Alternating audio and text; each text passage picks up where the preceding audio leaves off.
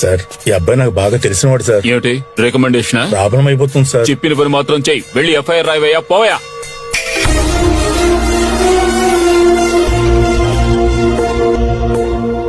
Hello sir నమస్కారం, నేను councillor Paparao మాట్లాడుతున్నా. పెట్టవయ్యా ఫోన్.